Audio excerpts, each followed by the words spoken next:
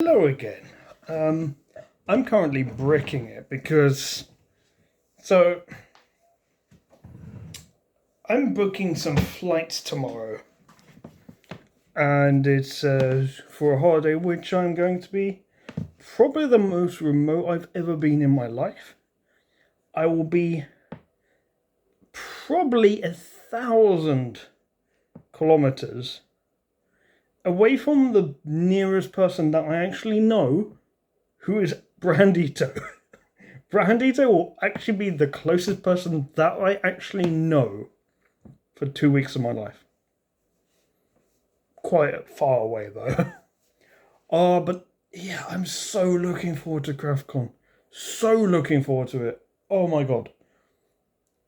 That's I'm looking forward to the bit before as well. The 2 weeks before is going to be incredible. I'm kind of breaking it because I have to book the tickets tomorrow, and I'm actually going to set myself a thing for the stream. Every Saturday where I haven't booked something, I'm going to add 100 forfeits because that will motivate me. I'm now sticking to that. I'm nervous because it's going to be the first time I ever push myself really, really outside my comfort zone there. To actually make that step, to take the plunge, to actually book the thing, and that's the point of no return. Book it. There's no going back, and I have to get off my ass to book the rest of it as well. But once the tickets are booked, it's like, okay, it's gonna be stressful. It's gonna be so stressful traveling. I deal with that in July. I don't care. It's not now. It'll be in July. I'll deal with that stress then. And something that might help me deal with that stress, because I'm going to America. I've always said I want to go to Canada, but honestly, this fulfills that because where I'm going is like right next to Canada, and it's really the part of the world. It's not specifically Canada the country, not specifically America the country that I want to go to. It's just that part of the world. And regardless of which side of the border I'm going to that part of the world, that is the dream holiday. Going to the San Juan Islands off the coast of Seattle. It's going to be quite a journey. I'm so looking forward to that though. And once I booked that, I've basically booked my holiday of a lifetime. But that is in America, so we're gonna try some American beers here. So this is a beer called Yankee Trouble, which I found in the shop. I don't know how I found it in the shop, but apparently it's there, by Brick House. This is a beer I have never ever seen before, let alone tried. So this will be a completely unique experience. This will probably be the first time I'm trying a new beer in these reviews. It won't be the first time in this video because I'm doing a second one. So we're sticking with the America theme with a Kentucky IPA. Joy, I love IPAs. We'll see. But there's some IPAs that are okay, but there's some that I don't like. Now this one, 6.5% New England IPA, Yankee Trouble. It's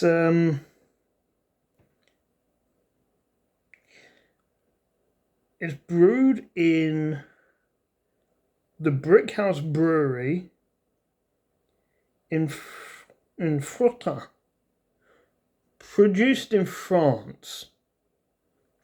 I presume France is somewhere in America because it also says New England IPA. So this is a friend. No, this is an American beer that's produced in France, America. America also has copies of our places. So coming out top, okay. So I have no idea what this is going to be like. I have never seen this beer before in my life. And yes, my glass is still dirty from fucking Heineken, which I did like 5 minutes ago. How I have transitioned into not speaking like an idiot is baffling. Okay, I can already smell the IPA in it. There's an odor, and that's also the taste, which I can already smell that. Right, let's see. Let's try it.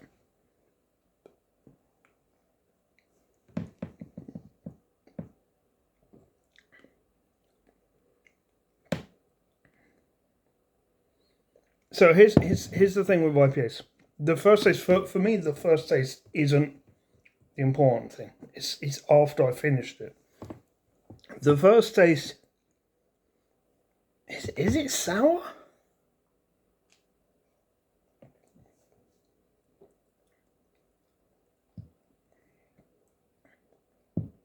There's something in there, but it's not sour, it's not sweet, and it's not bitter. I'm not really sure what it is. It's like the typical IPA taste. It's IBU 20. I don't know what that means. If someone can tell me what that means, please let me know. DM me in Discord actually. There's no point leaving a comment here because this entire series is going to probably get flagged for the amount of times I've said the F word. Especially in the last one. I went on like a 2-minute tirade of swearing in Frongly.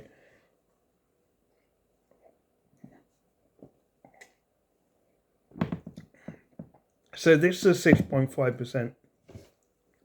It tastes like a 9. I'm going to be honest, this tastes like a 9%. You know what? You know what? I don't hate it. So if you know me, you'll know I'm not an IPA drinker. I don't like IPAs. You know what? This is actually, I could drink this. Not like 3 or 4. I could drink 1 a night. This is acceptable. By the way, for like the gradings, I'm gonna give if anything's an IPA, I'm gonna give it a +2 rating. So +2 to what I rate it, and that's to balance up the fact that I don't like IPAs.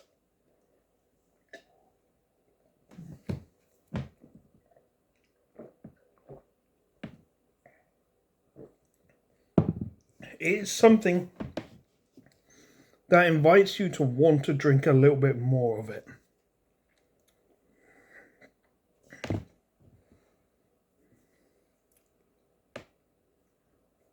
You know, it's okay.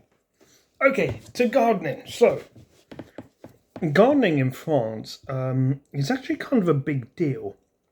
It's I think maybe in America it's probably quite a big deal as well. In the UK, probably not so much.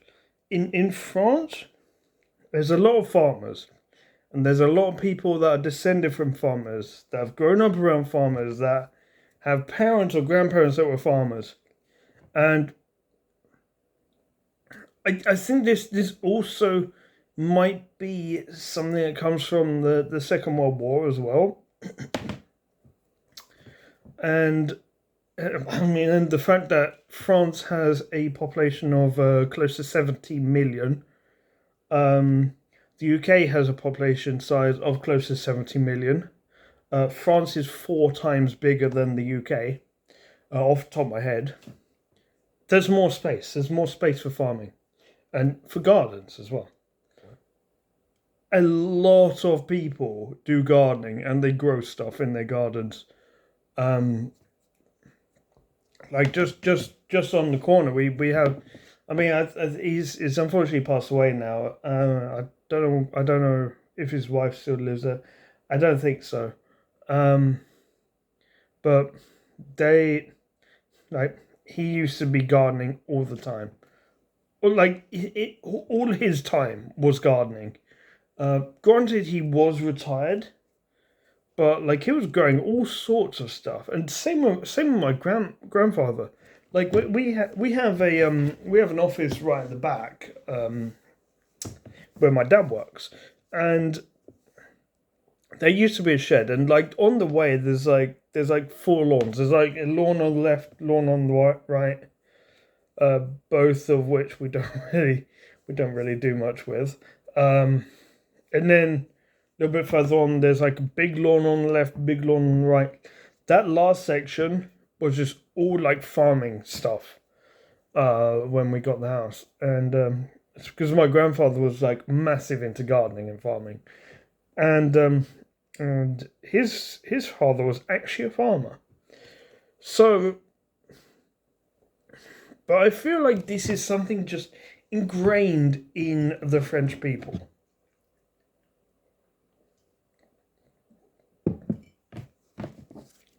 And it might be down to the Second World War as well, because the majority of France was occupied during the Second World War, as people know. So maybe it's that whole feeling of having to be self-sufficient that might have actually spun this on, where like farming, like gardening, is basically like it's making food for yourself. You're making your own food. Now, that being said, when I have a house, I will actually probably be doing a bit of gardening myself. And I hate gardening, but I can see the results of gardening. By the way, I was knocking that. I just realized, like, on some previous videos, I've heard the clicking that comes from this on the video, so I'm just gonna not touch the table anymore, because my phone is quite sensitive for sound. Anyway, so yeah, so when I have my own place, I'm gonna be gardening, and I'm gonna be planting. I'm definitely gonna be planting tomatoes, because I'll tell you what, fresh tomatoes, chef's kiss. There is a reason why people plant those.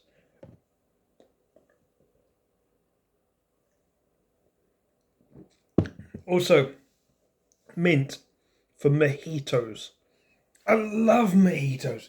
Mojitos are amazing, especially in summer. And with fresh mint, oh my god, chef's kiss. I don't know what else I'd farm though, and I'm not a gardening type. I'm really not a gardening type. I'm kind of looking for something that's got a small garden, because bigger garden, more work. But I want some kind of garden all the same, so I can actually plant stuff like tomatoes, like mint.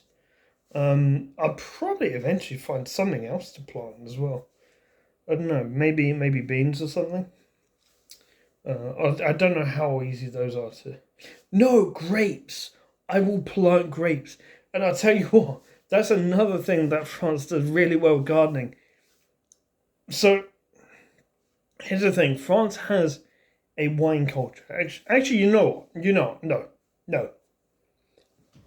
I'm gonna shut up right now. I'm gonna grab my pen. I'm gonna grab my note paper, and I am going to note down French alcohol for the next beer review, because I can never think of anything to say. I've committed to this whole.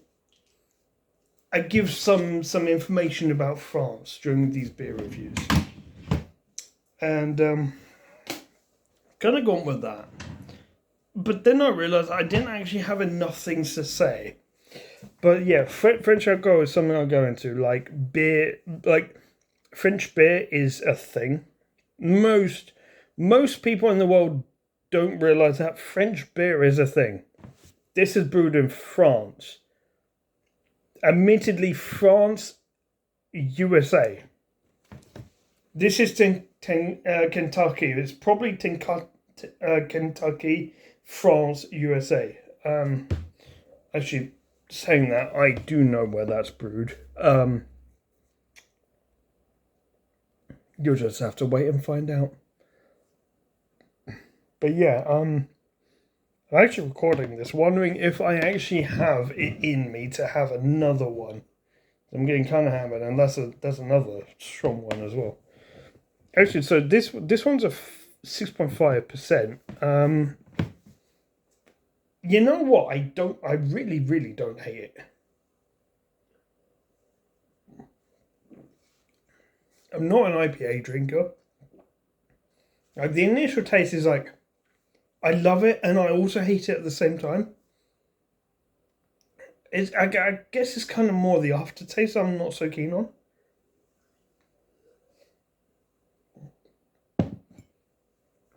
Okay. I'm going to be honest, if I open another one, I'm going to be pissed. So, do I pause or do I end the pile and go for another one later? You know what? I'm going to end the part here. What I'm going to do, the day this comes out, and if I don't, please, yell at me, make me upload two at the same time. When this comes out, I will upload two. I will upload this. You know what? I'm faffing about. I can just pause the video. Okay, next thing, we're going to go with Kentucky IPA. That's what it's called. Kentucky IPA. And 5.5%. Oh, actually, hang on. I forgot to grade this. This was a beer that I've never, ever seen before. I've never had before. Yankee Trouble by Brickhouse. New England IPA. So, what... Okay, my question is, what is a New England IPA? Is that basically an IPA? Is that like in a certain style? I'm guessing that's a certain style of IPA. It does say, welcome to the future. Drink a Napa, save a Yankee. Born in the street, raised by the brick. Brickhouse est une brasserie du Nord, frère de son frère. Oui, crée cette bière sauvage, électronique et qui défiante les lois de la tradition. My French colleagues are gonna mes collègues français sont le journée après c'est parti, c'est pas. Mes collègues vont être inadmissible dans notre travail. Ça va être impossible. Ils critiquent toutes les choses s'ils ont écouté ça. Parce que j'ai lu le français avec un accent anglais. Pour de vrai, je suis très content comment je parle anglais maintenant. Français maintenant. Parce que comme ça, je peux entendre que je fais des accents aussi. Quand je change entre français et anglais, j'entends. Donc, pour moi, ça c'est motivé. D'accord. The next beer now. Okay, Kentucky IPA. A golden India ale. A pale ale. with a citrus aroma and American hops. 5.5%. It's from Kentucky. This really was America Day. So, hang on, I can't see. I don't have the light.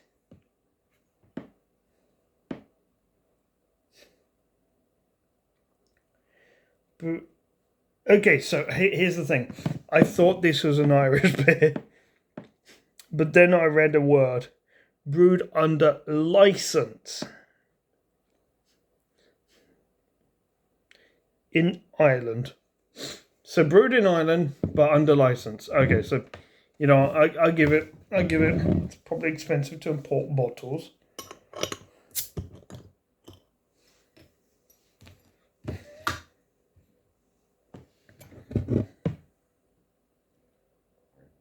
If you notice, for the IPAs, the ones that I'm actually properly testing, I'm actually pouring it, not like a degenerate. I'm actually pouring it properly. By the way, Rain 74, if you're watching, that's how I know you should pour a beer. Okay, keep the bottle because we'll review stuff at the end. By the way, this is a 5.5 out of 10. I'm pretty sure I've said that multiple times already. I'm running out of space on my phone, so I have to get a move on. Okay, I'm going to do the taste first. Then we'll finish it.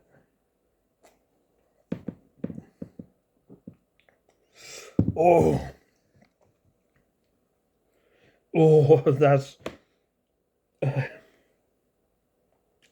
that's going to be rough. That's going to be rough to finish. I don't like it. It's too strong. It's not flavorful enough. The previous one had a lot of flavor. This one is just strong. Whilst not actually being that, this is actually less strong than the previous one. But this is the taste is strong, but there's no flavor.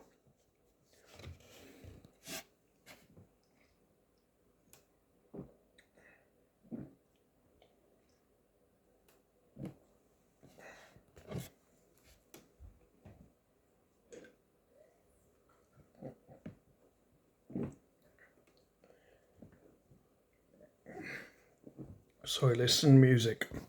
Du hast from Rammstein.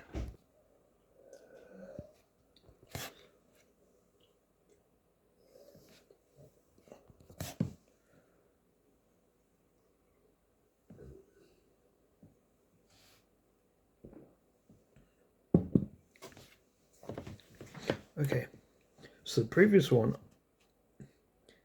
given, I'd actually give it a 7 out of 10. Given it's an IPA, that bumps up to a 9 out of 10. How am I giving an IPA 9 out of 10? This one, though, this was just, there wasn't much flavour. It was spiky, strong. I'd give it, I'm going to give it a 5. Which means it gets a 7 out of 10 because we're passing 2. So yeah, this one's getting a 7 out of 10. The one we had previously, 9 out of 10. Damn, I've actually had 2 IPAs. One that, okay, I thought I hated it immediately, but it kind of grew on me as it went down. But the one before was superb. That could make me enjoy IPAs. Here's the thing, I don't hate all IPAs. I just hate some of them. And some of them can be really good. Brewdog's IPA Hazy Jane, for instance, is a really good one. I will say I do have a Brewdog ready for one of the reviews, maybe tomorrow. But we'll see. Anyway, thank you for watching. I'll see you tomorrow.